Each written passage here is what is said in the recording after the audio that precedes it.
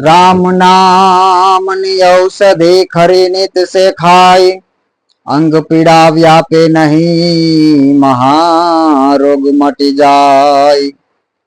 एवा भगवान मर्यादा पुरुषोत्तम राम જ્યારે 14 વર્ષનો વનવાસ પૂર્ણ કરી અને ભગવાન રામનું અયોધ્યામાં આગમન થાય છે, એ દિવસને આપણે બધા દિવાળી તરીકે ઉજવીએ છીએ। શુભ દીપાવલી।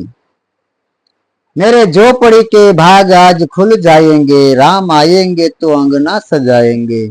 राम आएंगे आएंगे राम आएंगे। एवा मर्यादा पुरुषोत्तम श्री राम भगवान लंकाना मैदान में रावण नो वध करी विभीषण ने राज आपी अधर्म नो नाश करी अने धर्म नो विजय करी अने भगवान राम अयोध्या पधार्या। एनी खुशी में आपणे बधा दिवाળી નો તહેવાર ઉજવીએ છીએ। તો એવા દિવાળી પર્વની બધાને ખૂબ ખૂબ શુભકામના। અને જેના માટે તો રામની કૃપા હોય, અમારા દાન અલગારી કહે છે કે રામ કૃપા એને રોજ દિવાળી, એને તો રંગ ના ટાણા રે અને કામ કરે એની કોઠીએ કોઈ દી, એ ખૂટે નહીં દાણા રે મોજમાં રેવું, મોજમાં રેવું, મોજમાં રેવું રે। જેનું જીવન સાહેબ સંપૂર્ણપણે વ્યવસ્થિત હોય, નીતિવાળું હોય, ધર્મવાળું હોય, શાંત સ્વભાવનું હોય, તમામ પ્રકારના ક્લેશ વગરનું હોય, એના ઉપર તો રામ કૃપા એને રોજ દિવાળી। જેની ઉપર મર્યાદા પુરુષોત્તમ શ્રી રામની કૃપા થઈ જાય ને, એને તો રોજ દિવાળી। એના ઘરે તો રોજ દીવાનું પ્રાગટ્ય થાય, રોજ દીવા પેટે।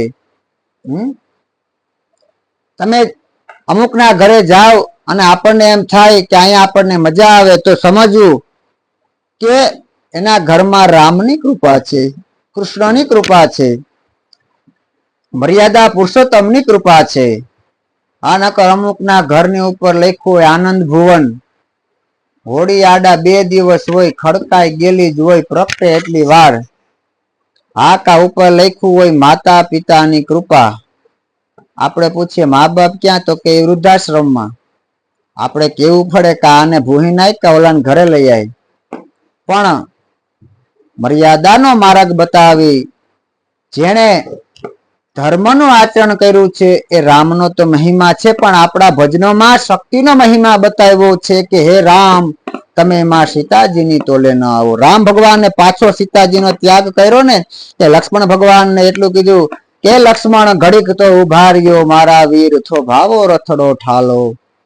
અને કીધું કે મારા હમું જોવો તા ખરા, તો કે માં રામની હાજરીમાં નથી જોયું, એની ગેરહાજરીમાં કેમ જોવું। અને પછી સીતાજી એટલું બોલ્યા છે કે તમારા રામને કહેજો કે મારા ત્યાગ ભલે કર્યો, ધોબીના વચન ઉપરથી મારો ભલે ત્યાગ કર્યો, પણ તમારા રામને કહેજો કે એના સત્યનો કોઈ દી ત્યાગ ન કરે। હે આ આપણો મહિમા છે, આ આપણો રામનો મહિમા છે।